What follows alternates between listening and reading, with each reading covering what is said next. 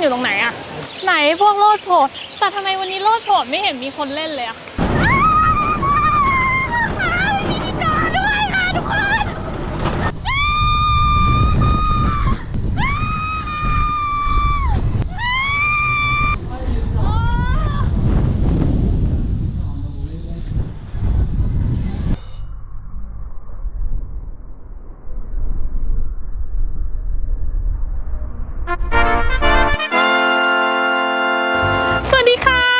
พบกับชาแนลพาเพลินชาแนลที่จะพาทุกคนเพลินไปกับพาค่ะแล้ววันนี้นะคะเราอยู่กันที่ดีมอ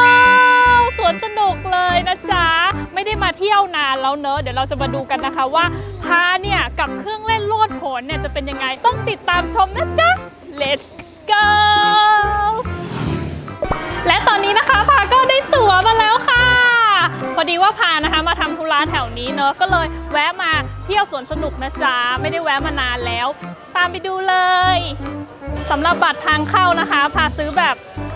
250 บาทเนาะเพราะว่าเดี๋ยวพาเข้าไปเลือกเล่นเองเพราะนี่มันก็ประมาณ3 โมงแล้วอะมันอาจจะเล่นได้ไม่กี่อย่าง Okay. ย้อนวัยค่ะ เยอะและนี่ค่ะบ่อน้ำพุร้อนเอาไม่ใช่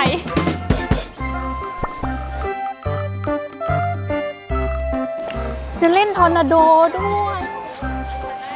แต่วันนี้แบบคนน้อยเนาะเพราะว่ามันเป็นวันธรรมดาดีแล้วจะได้ไม่ต้องแย่งเครื่องเล่นกับคนอื่นที่เกียจต่อแถวฝนจะตกไหมเนี่ยฟ้ามันครึ้มๆอ่ะทำไมเดินมาไม่เจอเครื่องเล่นเลยอะฮะเครื่องเล่นอยู่ตรงไหนอะไหนพวกโลดโผนแต่ทำไมวันนี้โลดโผนไม่เห็นมีคนเล่นเลยอะอยากเล่นเฮอริเคนน่ะไปเล่นเฮอริเคนก่อนแต่ไม่รู้เฮอริเคนอยู่ตรงไหนเย่โยโยเย่เฮ้ยมันเดินไกลจังเลยอะเข้ามาก็คึกคักมากขึ้นนะเนี่ยปัญหาคืออยู่ไหนวะกูมีเวลาถึง5 โมงไง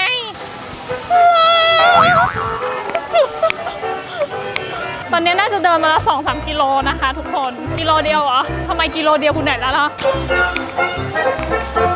ไก่อ่ะอ๋อนี่ไงมีคนแล้วนี่ไงบ้านมีหนิงแล้วเราก็เจอคนแล้วนะคะคนเดียวนี่ไงเราไปเล่นเฮอริเคนกันก่อนและตอนนี้นะเราอยู่ที่เฮอริเคนนี่ไงยืนให้เขาอะและเรานะคะก็ต้องมาฝากกระเป๋ากันก่อนเสียงเพลงดังมากเป็นเครื่องเล่นนะคะที่พาชอบมากที่สุดในดีมโบแต่จริงทอร์นาโดก็ชอบนะแต่เฮอริเคนก็ชอบเหมือนกันตกใจ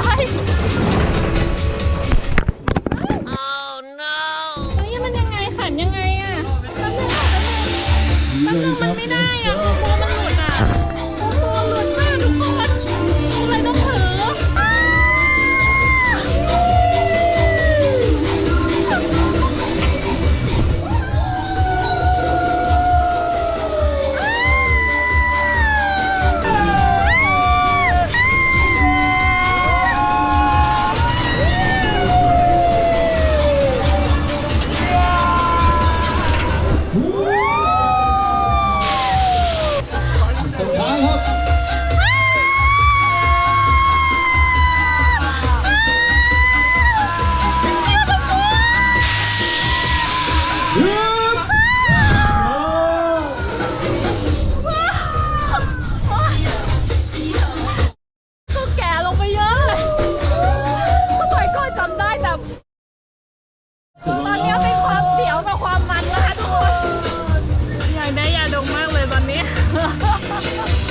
มันมากเลยค่ะ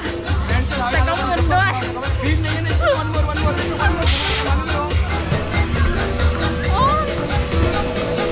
ขาสั่น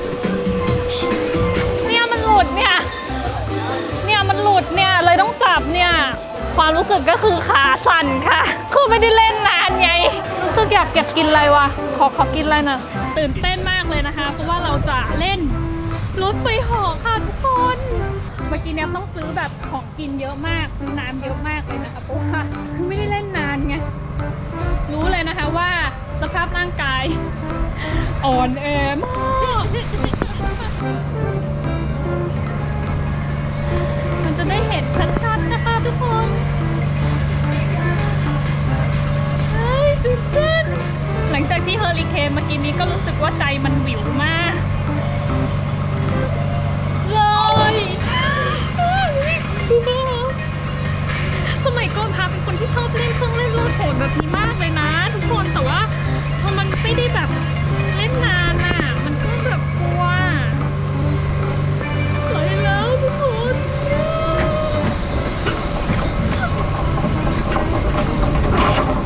แค่พัดลายกูเสียวแล้ว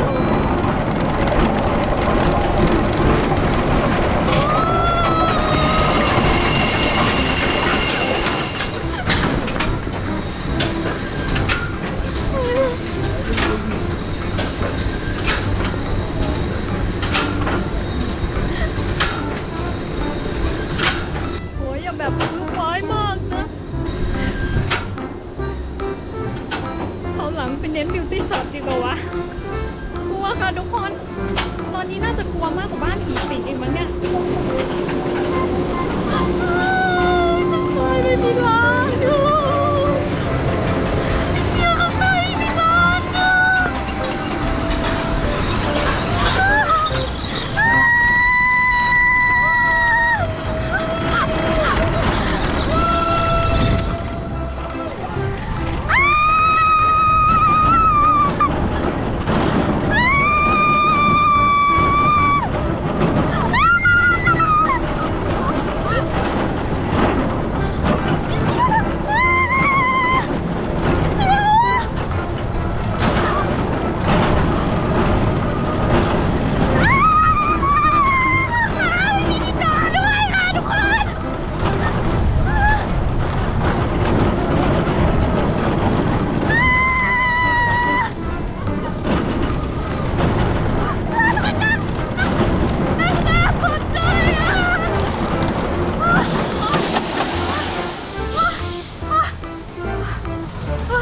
จบแล้วจะไม่เนี่ย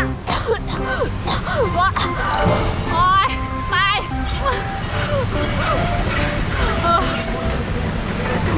ดีนะเนี่ยที่พามาวันคนน้อยเพราะว่าถ้ามาวันคนเยอะอายเด็กมาก คนล็อกเลยครับที่นี่ครับคนล็อกใส่เร็วเลยครับคนสีแดงนะครับ กดล็อกยังไงวะเนี่ย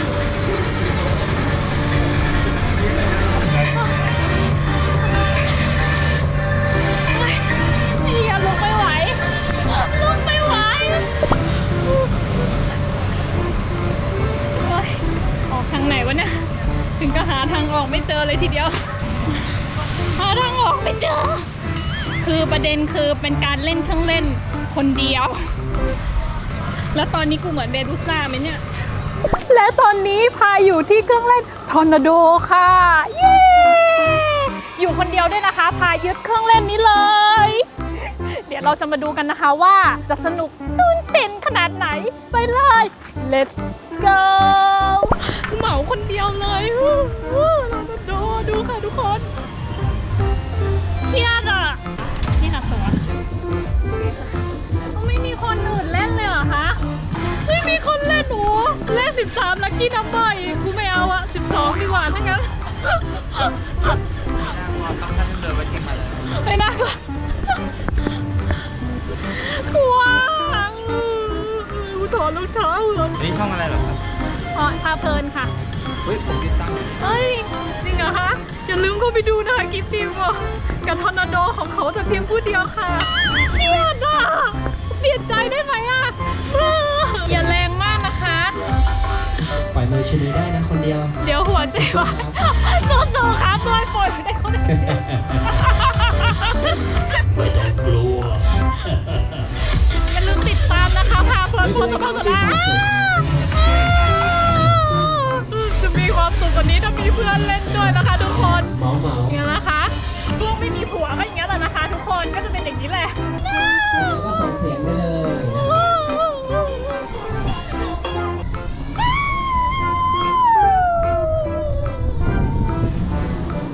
เล่นคนเดียว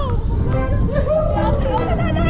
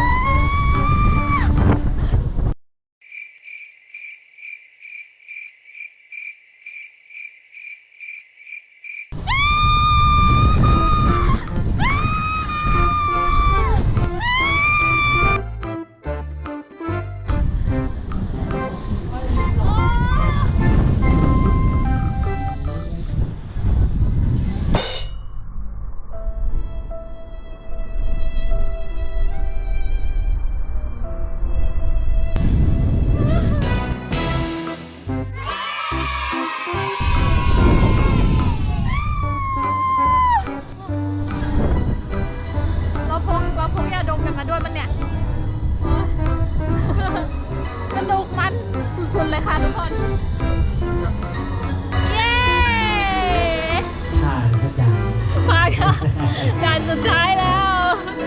อ๋อ อีกสักรอบป่ะ ฮะไม่เป็นไรค่ะ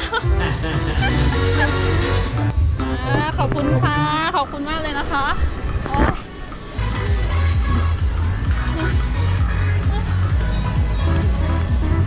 ถูกช่องหรือเปล่าคะพ่อสำเภาสระอานะ ก็นี่ก็เป็นเครื่องเล่นสุดท้ายที่พาเล่นมาเนอะกับ Dream World เมืองฝันอยาก ความรู้สึกเหรอ